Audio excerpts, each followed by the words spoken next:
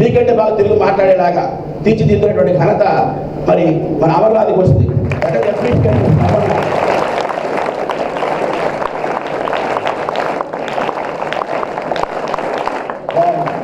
Very good.